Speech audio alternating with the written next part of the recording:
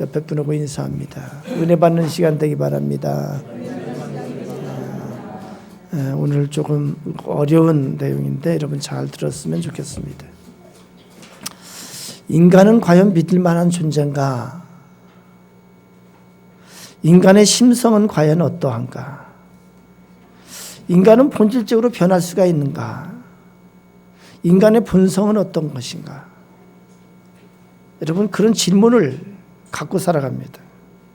이런 질문은 우리가 오랫동안 고민해온 인간성에 관한 의문이기도 합니다. 중국에서 보면은 맹자라는 사람은 인간이 본래 선하게 태어났다고 주장을 했습니다.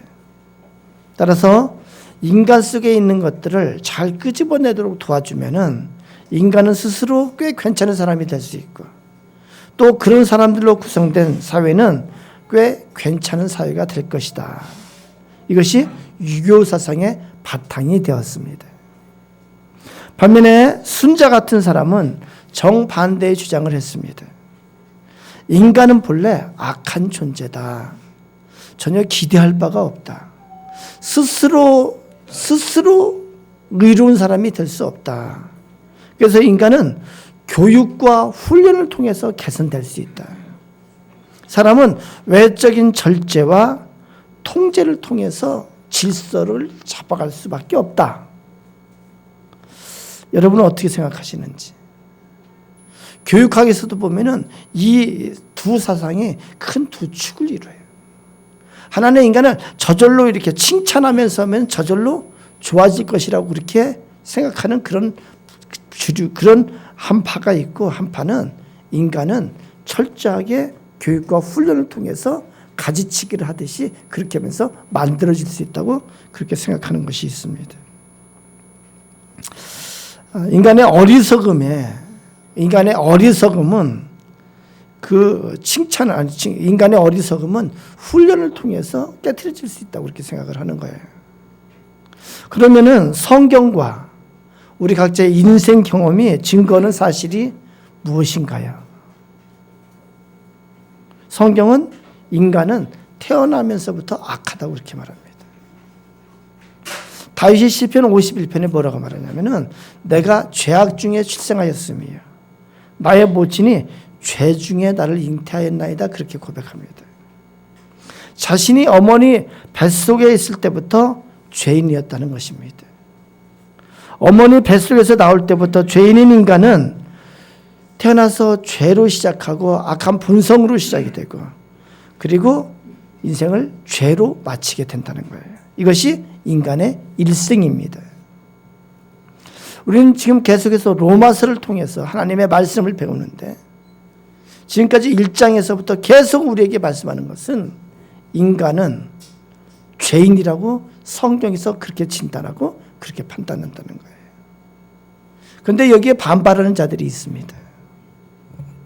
첫 번째는 어떤 사람이 있냐면은 스스로 나는 선하다고 생각하는 자들이 있어요. 그것은 어디서 나오냐면은 다른 사람과 비교하면서 나오는 거예요. 나는 다른 사람보다 선하다. 나는 선한 일을 했고, 나는 도덕을 가지고 살고 있고, 나는 윤리적으로 살고 있다. 나는 인격적인 존재다. 도덕주의자의 주장이 있습니다. 그리고 율법주의자의 주장이 있습니다. 나는 율법을 기준으로 살고 있고, 그래서 율법을 통해서 나는 의롭게 된다고 믿는다고 하는 그런 유대인들이 있습니다. 여기서 우리가 죄의 기준에 대해서 한번 좀 살펴봐야 될 것 같아요. 죄의 기준은 각자가 다 달라요. 네? 그렇죠? 어떤 사람은 다른 사람이 보면은 진짜로 악하고 진짜로 꼴통이에요, 꼴통. 그런데 그 사람은 자기 기준이 아주 저급한, 어떻게 보면 법에 위배되지 않는 한 죄의식을 느끼지 못하는 사람이 있어요. 여러분 주위에 그런 사람 없나요? 있습니다. 그리고 대부분은 도덕과 윤리의 기준을 가지고 상대적으로 자기의 기준을 갖고 있어요. 그래서 이 죄의 기준이, 도덕적인 기준이 다 다릅니다. 그리고 또 하나의 기준이 있는데 하나님의 기준이 있습니다. 하나님의 기준이 중요한데, 이것이 왜 중요하냐면은 심판은 하나님이 하시기 때문에 그렇습니다. 최후의 인간을 재판하는 인판의 심판장은 바로 하나님이시기 때문에 하나님의 기준이 중요해요. 하나님의 법이 중요한 거예요. 하나님의 기준이 성경에 어떻게 나타나냐면은 성경에서 죄를 단수로 쓸 때는 죄의 세력을 말합니다. 그래서 모든 사람이 죄 아래에 있다고 말하는 것은 모든 사람이 죄의 세력의 지배를 받는다는 거예요. 모든 사람이 죄의 세력 가운데서 그 세력에 구속되어 있다는 것을 말하는 거예요. 죄를 복수로 쓸 때는 죄의 열매로서 밖으로 나타나는 현상입니다. 그래서 성경의 진단은 어떻게 하냐면은 모든 사람이 죄의 세력 아래, 죄 아래에 있고 그리고 거기에서 죄의 열매가 밖으로 나온다고 그렇게 진단합니다. 그래서 우리 로마서 1장에서 말하는 것들을 보면은 죄의 열매로서 우리 가운데 있는 그 뿌리에서 나오는 생각들이 중심에 있는 생각들이 뭐냐면은 속 사람이 어떤 모습이냐면은 불의가 있고 추악함이 있고 탐욕이 있고 악이 시기 살인 미움 분쟁 사기 거짓말 악독 잔인 수근수근하고 판단하고 비판하는 거 비방하고 능욕하는 자 교만 자랑 악을 도모하고 부모를 거역하고 배신하고 우매한 가운데 있고 무정하고 무자비하고 이런 것들이 다 하나님 앞에 죄가 된다고 이렇게 말합니다.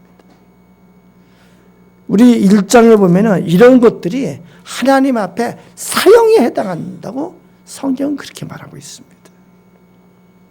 이러한 죄의 뿌리에서 나오는 이런 생각들이 이런 죄의 열매들이 우리의 밖으로 나올 때 우리의 입술로 나오고 우리의 행위로 나오는 거예요.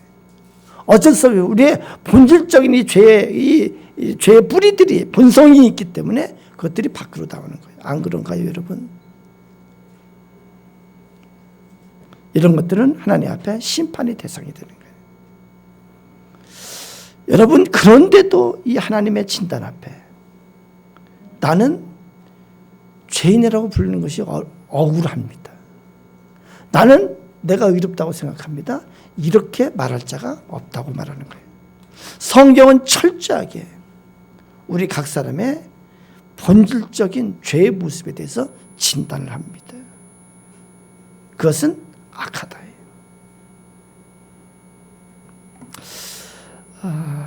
인간이 수양으로 이렇게 된다는 생각들이 있습니다. 인간의 공로사상이에요. 인간의 공로사상이 최고로 잘 정립된 것이 불교입니다. 얼마 전에 어느 고승의 일대기가 신문에 소개된 적이 있습니다. 여러분들이 잘 아는 사람이에요.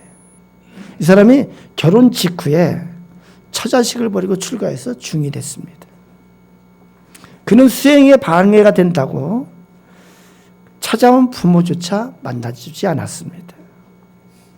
자기가 기거하는 곳에 철조망을 쳐서 10년 동안 아무도 들어오지 못하도록 막았습니다. 이분은 16년 동안 솔잎가루와 쌀가루만 먹고 살았습니다. 그리고 8년 동안 옆으로 눕지 않았다는 장좌 불화 수행을 했어요. 그러니까 앉아서 자고 보통서 앉아서 했다는 거예요. 왜 수행을 했을까요? 모든 번뇌와 모든 내적인 본성을 잠재우기 위해서요. 수행의 목적이 우리 인간에게는 7.5욕을 뿌리뽑기 위해서 하는 것이 수행이에요. 그런데 이렇게 피나는 수행을 한 분이었지만 그의 심령과 그의 양심이 평안함을 얻지 못했던 것 같습니다. 다시 말하면 그렇게 수행을 했지만 이분은 답을 얻지 못했어요. 죄 문제의 해결을 보지 못했어요. 그가 세상을 떠나기 전에 마지막으로 남긴 열반송이라는 것이 있습니다. 그것을 쉬운 말로 풀어서 소개하면 이렇습니다. 나는 한평생 무수한 사람을 속였으니 그 죄값이 하늘에 가득 차서 수미산보다 더하다. 산채로 지옥에 떨어져 그 한이 만갈래니 한 덩이 불덩이 푸른 산에 걸려있다. 그러한 열반송을 남기고 죽었습니다. 아마도 제가 생각하기에 이 마지막 이 말이 그 인생의 솔직한 마지막 고백이었을 거라고 저는 그렇게 생각해요. 참으로 솔직한 고백이에요. 남을 의식하지 않고 마지막으로 한 솔직한 고백이라고 생각해요. 그렇게 수양을 많이 쌓고 고행하며 발버둥 쳤던 그 사람의 마지막 고백이 이렇습니다. 내가 수많은 사람을 속였다는 거예요. 그건 뭐냐면 내가 죄의 세력의 지배 가운데서 벗어나지를 못했다. 자신이 사람들을 속였고 사람들을 잘못 인도했고 자신의 인생의 끝이 죄 아래에 있다고 고백하는 거예요. 자신이 미망함, 어리석은 가운데 그렇게 처해 있다고 그렇게 고백하는 거예요. 그래서 자신은 지옥에 갈 수밖에 없는 존재라고 그렇게 깨달은 거예요. 이것이 인간의 의를 이루기 위해서 발버둥 치는 인생의 마지막 고백입니다. 이 땅에 어떤 사람도 죄 문제를 직시할 때 죄에서 자유스러울 수가 없어요. 다시 말하면 그 누구도 죄의 속박에서 자유스러울 수가 없는 거예요. 죄의 세력에서부터 자유스러울 수가 없는 거예요. 왜 그럴까요? 인류 역사를 보면은 죄에 사로잡혀 있는 인류의 모습을 계속해서 보여주는 거예요. 왜 그럴까? 그 근본 원인은 인간 존재의 문제로 생각을 해봐야 돼요. 인간 존재 가운데 있는 죄의 뿌리가 있다는 거예요. 그것은 창조주 하나님과의 관계에서 살펴봐야 됩니다. 본래 하나님이 창조하신 인간은 하나님의 형상을 따라서 창조했다고 그래요. 하나님께서는 우리 사람을 특별한 존재로 창조하신 것을 우리는 알고 있습니다. 우리가 어떻게 창조됐냐면은 우리 물리적인 우리 육체적인 이 요소는 흙으로부터 취함을 받았습니다. 그리고 흙으로 빚으시고 하나님께서 생기를 부어넣어 주셔서 하나님의 영을 불어넣어 주셔서 우리가 생명이 됐다고 성경은 그렇게 기록합니다. 그래서 우리 사람은 영적인 존재고 인격적인 존재로 그렇게 지음을 받았어요. 그러나 우리 인간에게서 하나님의 형상이 깨트려지고 하나님의 형상이 사라졌어요. 우리가 잘 아는 것처럼 뱀의 유혹 때문에. 뱀은 공중의 권세 잡은 자라고 성경에 기록합니다. 불순종의 영이라고 성경에서 기록합니다. 그 뱀의 유혹 때문에 선악과를 따먹었어요. 선악과를 따먹을 때 뱀이 어떻게 유혹했냐면은 이것을 네가 먹는 날에는 너의 눈이 밝아져서 네가 선악을 분별하는 일에 네가 주체가 되고 네가 하나님처럼 될 것이라고 그렇게 유혹을 했어요. 선악과를 따먹었어요. 하나님의 명령에 하나님의 말씀에 불순종하게 됐어요. 자, 그러면 하나님과의 관계는 어떻게 될까요? 하나님의 말씀에 불순종했기 때문에 하나님과의 관계가 단절되게 됐어요. 그리고 우리 사람이 새로운 관계가 형성이 되는데 뭐예요? 뱀, 불순종의 영, 공중의 권세 잡은 자에 순종했기 때문에 순종의 관계로 그렇게 관계가 형성이 됐어요. 즉 다시 말하면 죄의 종이 됐고 죄의 세력에 지배를 받는 그런 존재가 됐다는 거예요. 그것이 우리 인간의 존재입니다. 그래서 로마서 5장 12절에 이렇게 기록합니다. 그러므로 한 사람으로 말미암아 죄가 세상에 들어오고 죄로 말미암아 이와 같이 모든 사람이 죄를 지었으므로 사망이 모든 사람에게 이르렀느니라. 오늘 말씀 23절에도 이렇게 기록합니다. 모든 사람이 죄를 범하였음에 하나님의 영광에 이르지 못하더니. 그래서 우리에게 인간에게는 결론이 뭐냐면은 우리 말씀의 19절에 있는 말씀이에요. 우리가 알거니와 무릇 율법이 말하는 바는 율법 아래에 있는 자들에게 말하는 것이니 이는 모든 입을 막고 온 세상으로 하나님의 심판 아래에 있게 하려 함이라 그렇게 기록합니다. 20절을 보면은 그러므로 율법의 행위로 그의 앞에 의롭다 하심을 얻을 육체가 없나니 율법으로는 죄를 깨달음이니라 이렇게 성경은 기록하고 있습니다. 여러분은 이 말씀을 읽으면서 어떻게 느끼시는지, 이 말씀을 통해서 우리에게 말씀하는 것은 인간에게는 결국 절망밖에 없습니다. 왜 그러냐면 우리 인간은 죽음이 끝이라고 생각하기 때문에 죽음으로 멸망받는 거예요. 이것이 인간 실존이에요. 죽음 앞에 인간 실존은 절망할 수밖에 없어요. 그 절망의 실체가 뭐예요? 죽음을 해결할 수 있는 방법이 없기 때문에 그렇습니다. 그래서 이 죽음 문제 때문에 모든 사람이 절망하고 모든 사람이 허무주의에 빠지고,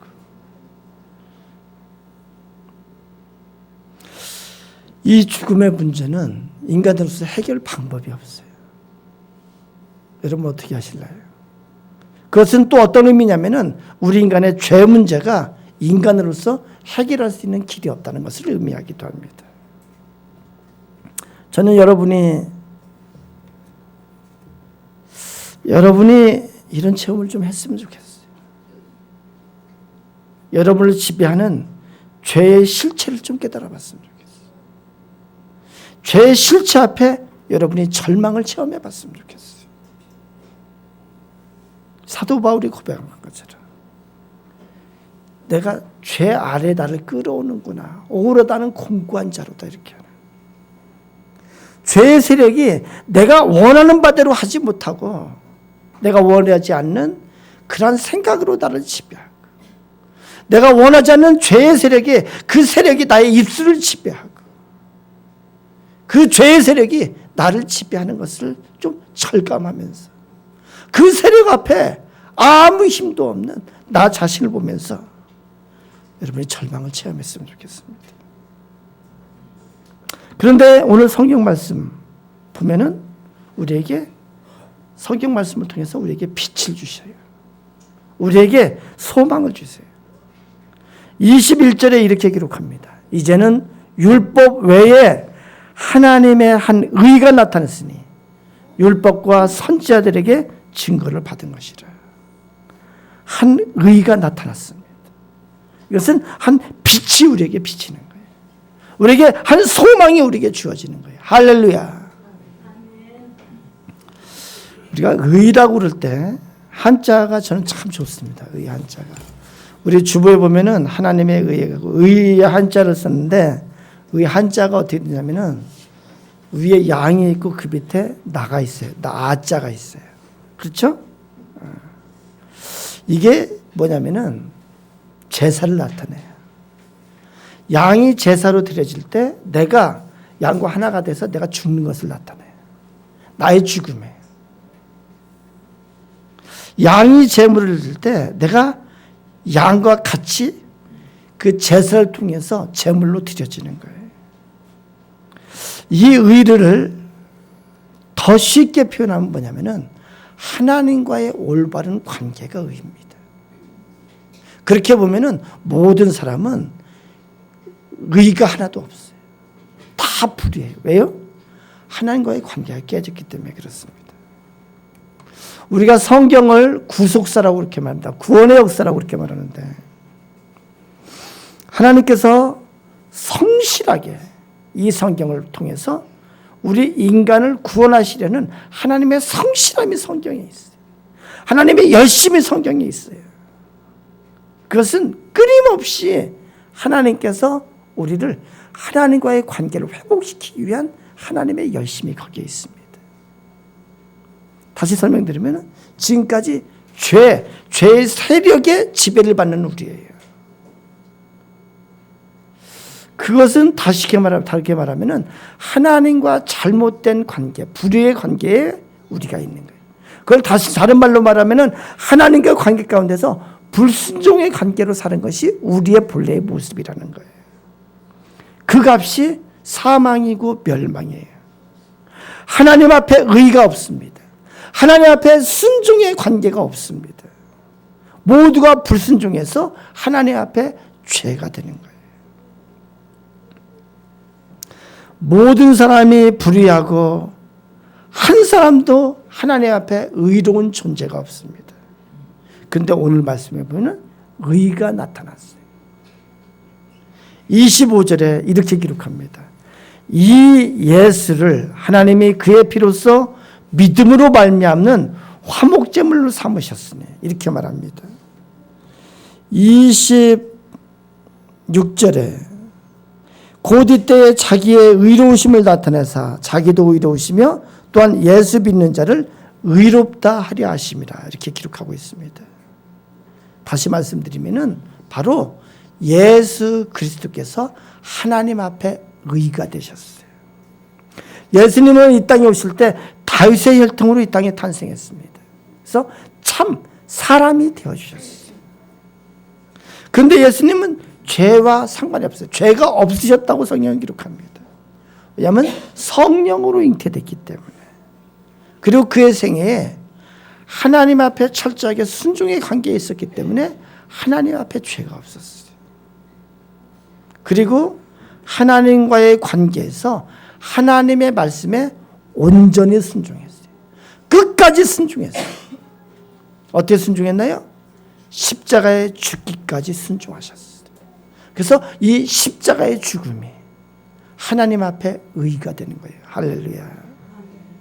이 십자가의 죽음을 통해서 하나님과의 올바른 관계를 회복시켜 주신 거예요. 하나님 앞에 의롭다고 인정을 받은 최초의 사람이 된 거예요. 오직 예수님만이 의가 되셨습니다. 5장 18절 19절을 제가 읽도록 하겠습니다. 이렇게 기록됐습니다. 그런즉 한 범죄로 많은 사람이 정죄에 이른 것 같이 한 의로운 행위로 말미암아 많은 사람이 의롭다 하심을 받아 생명에 이르렀느니라. 한 사람이 순종하지 아니하므로 많은 사람이 죄인 된 것 같이 한 사람이 순종하심으로 많은 사람이 의인이 되리라. 성경은 그렇게 기록합니다. 예수 그리스도의 이 의가 모든 사람에게 영향을 끼친다는 거예요. 이제 우리에게 예수 그리스도 통해서 하나님 앞에 의롭게 될 수 있는 의의 길이 열려졌다는 거예요. 이제는 믿음으로 하나님 앞에 의롭다고 인정을 받을 수 있다는 거예요. 믿음에 대해서 갈라디아서 2장 20절에 이렇게 기록합니다. 내가 그리스도와 함께 십자가에 못 박혔나니 그런즉 이제는 내가 사는 것이 아니요 오직 내 안에 그리스도께서 사는 것이라.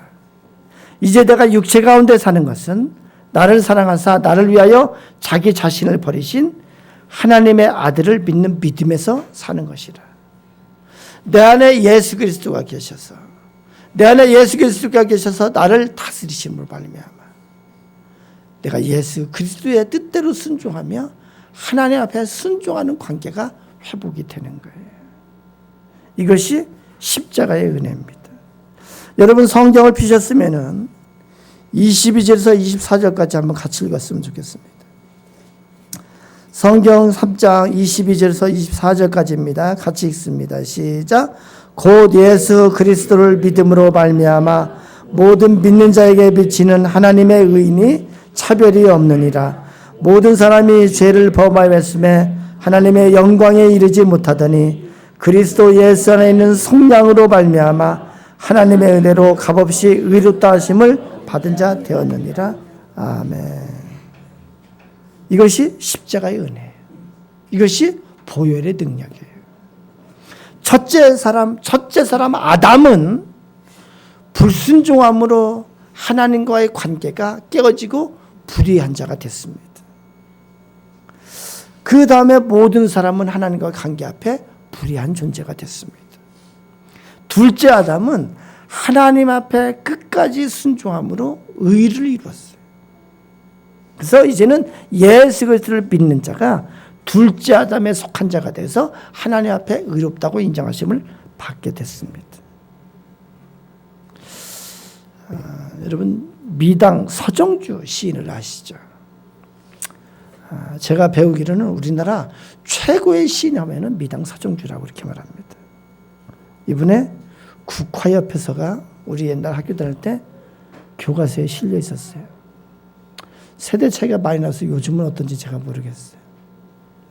제가 그 시를 좋아했는데 한번 제가 읽어보도록 하겠습니다. 한 송이의 국화꽃을 피우기 위해 봄부터 소쩍새는 그렇게 울었나 보다. 한 송이의 국화꽃을 피우기 위해 천둥은 먹구름 속에서 또 그렇게 울었나 보다. 그립고 아쉬움에 가슴 조이던 먼 젊음의 뒤안길에서 인제는 돌아와 거울 앞에 선 내 누님같이 생긴 꽃이여. 노란 내 꽃잎이 피려고 간밤엔 무서리가 저리 데리고 내게는 잠도 오지 않았나 보다. 참 아주 서정적인 시입니다. 근데 제가 이 시를 말하려는 게 아니고 미당 서정주에 대한 얘기를 제가 좀 하려고 그래요. 앞에 말한 성철 스님과 대비가 되기 때문에. 미당 서정주 씨가 1915년에 출생해서 2000년도에 사망했습니다. 이분이 불교에 심취했었어요. 동국대 불교대학장까지 했습니다. 이분이 그렇게 불교인이다 보니까 인생에 대해서 많은 고민과 많은 생각을 했던 것 같아요. 이분이 은퇴 말년에 미국 시애틀에 있는 둘째 아들, 이제 서윤, 둘째 아들한테, 이분이 이제 의사인데, 거기에 가서 이렇게 살았습니다. 그런데 이 둘째 아들 부부가 신실한 크리스천이에요. 이 서정주 씨가 그 집에 가서 살고 있으면서 좀 심심하잖아요. 그런데 이분이 며느리가 그 교인들하고 같이 성경 공부하는 그 모임에 참석을 했어요. 그래서 성경 공부에 참석해서 매주 복음을 들었어요. 이분이 그러고 나서 그 성경책을 열심히 읽었답니다. 근데 이분이 한 번은 가족들이 보였는데 이분이 자기 방에서 막 깜짝 놀래가지고 기쁨에 차서 막 뛰어나왔대. 그러면서 아들을 찾으면서 아들한테 내가 이제야 죄에서 구원을 받았다. 내가 이제서 죄에서 자유함을 얻었다. 그래서 이분이 그 얘기를 하더래요. 내가 이때까지 참 어리석었던 것이, 내가 미망함에 빠져있던 것이 뭐냐면은 마치 물속에 빠진 사람이 꼭 자기가 자기 머리카락을 들고 이렇게 하면서 물속에 빠진 사람이 자기를 구원하려고 했던 그런 어리석은 짓을 자기가 했다고 그렇게 고백을 하더래요. 그리고 나서 이분이 이제 암이 발견되고 국내에 와가지고 이제 그 삼성병원에서 마지막에 그 요양을 하는데 그 윤영주 씨가 그 둘째 아들, 서정주 씨의 둘째 아들의 부탁을 받고 그 서정주 씨가 입원해 있는 병실에 목사님을 모시고 가서 말씀을 듣게 하고 또 이 서정주 씨가 참 좋아했던 것이 윤영주 씨가 와가지고 기타 치면서 찬양을 불러주면 그렇게 좋아했대.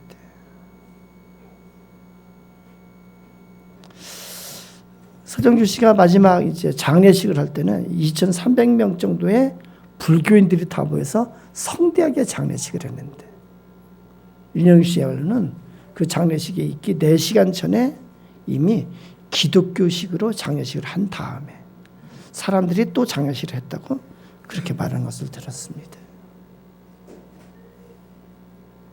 죄 문제를 해결할 수 있는 것은 우리 사람의 힘으로는 해결할 수 없는 거예요. 죄 문제를 해결할 수 있는 것은 오직 예수 그리스도의 십자가의 은혜, 오직 보혈의 능력밖에 없습니다. 예수 그리스도를 나의 그리스도로, 나의 구원자와 나의 주가 되심을 고백하며 그 십자가의 증거를 가지고 우리의 죄 문제가 해결될 수가 있습니다. 다시 말씀드리면은 우리의 의라고 그럴 때 의는 뭐냐면 하나님과의 올바른 관계가 회복되는 거예요. 그리고 그 길은 오직 예수 그리스도의 십자가를 통한 길밖에 없습니다. 예수님께서 그래서 말씀하십니다.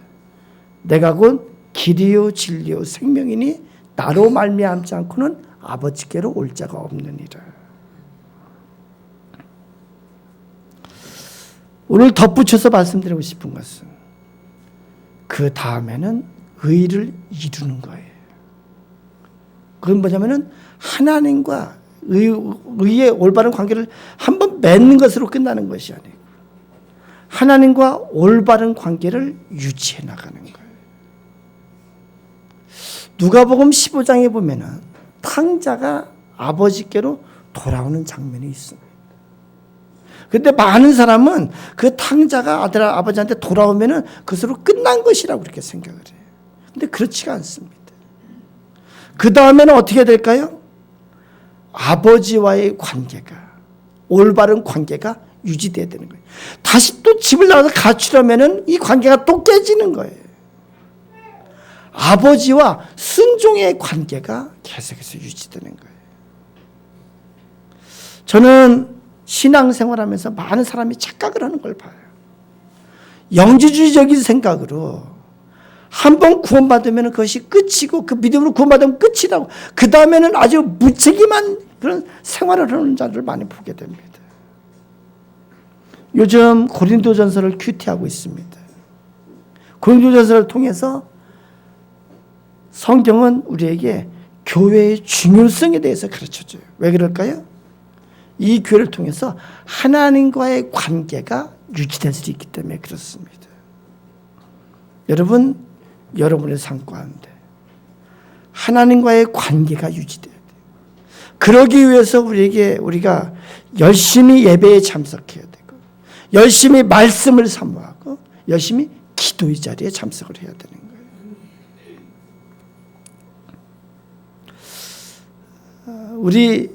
저는 저 개인적으로 사람이 과연 변화될 수 있을까?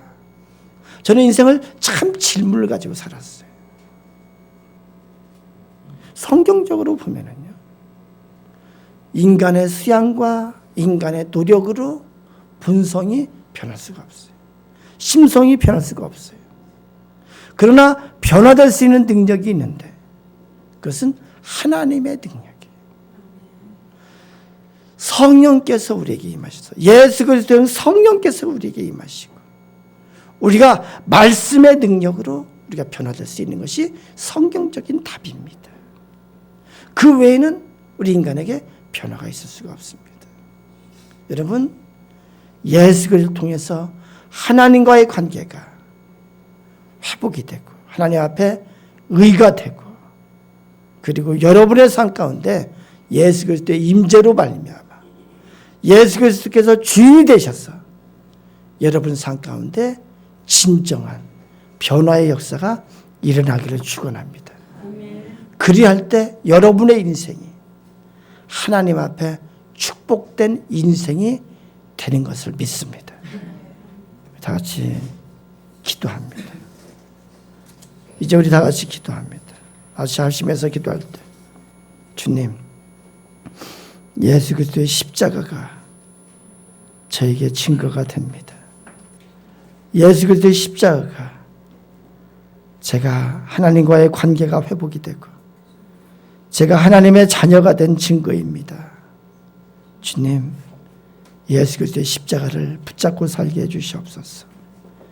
이제는 하나님과의 관계가 깨트려지지 않도록 하나님 앞에 예배의 자리를 지키게 해주시옵소서.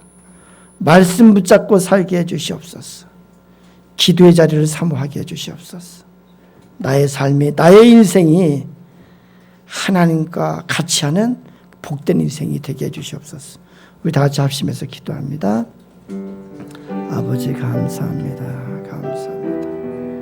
오늘 말씀을 통해서 오직 의는 예수 그리스도로 말미암는 것임을 배웠습니다. 오직 예수 그리스도의 십자가의 은혜를 통해서, 예수 그리스도의 보혈의 능력을 통해서 하나님과의 관계가 회복이 되고 하나님 앞에 의롭게 될 수 있는 것을 저희가 믿습니다. 주여, 주여, 이 시간 우리에게 믿음을 더하여 주시옵소서. 우리에게 믿음을 더해 주시옵소서. 예수 그리스도를 믿고 예수 그리스도의 십자가를 믿는 믿음이 되게 해 주시옵소서. 예수 그리스도의 십자가가 하나님 앞에 의롭다 인정받는 증거인 것을 믿사오니 평생을 살면서 예수 그리스도의 십자가를 붙잡게 해 주시옵소서. 주여, 도와주시옵소서. 오직 예수 그리스도의 십자가를 붙잡게 해 주시옵소서. 예수 그리스도의 십자가를 붙잡게 해 주시옵소서.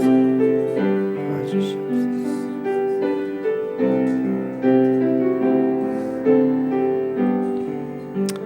하나님 아버지, 오직 예수 그리스도의 십자가만이 우리가 의롭다 인정받는 증거인 것을 믿습니다. 하나님, 우리에게 믿음을 더해 주셔서 예수가 나의 그리스도가 되시고 나의 주가 되시는 그 고백을 할 수 있도록 믿음을 더하여 주시옵소서. 주님, 평생을 사는 동안에 예수 그리스도의 십자가의 증거를 가지고 살게 해 주시옵소서. 예수 그리스도의 십자가가 나를 의롭게 하는 능력이 되는 것을 깨달으며 그 십자가 붙잡고 살게 해 주시옵소서. 예수님 이름으로 기도드리옵나이다. 아멘.